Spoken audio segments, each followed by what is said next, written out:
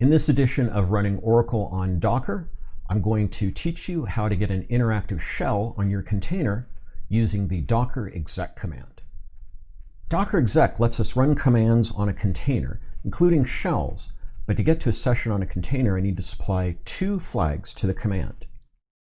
These are the I and T flags. I keeps standard input open and allows interaction with a container. T sets up a TTY or pseudo terminal.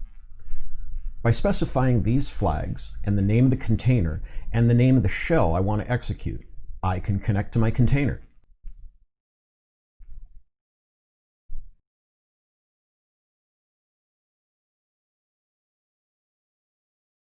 What if I want to connect as root?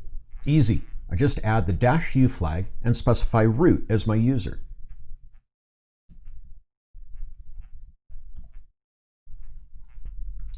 This command may fail if root hasn't been assigned a working directory in my container. How do I get around that? The -w flag lets me specify a working directory for my session. When I change the command to include the working directory, I'm logged into the container as root and dropped into this directory.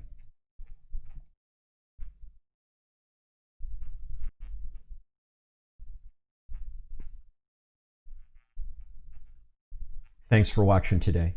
If you have any questions or ideas for future videos, please feel free to leave a comment below.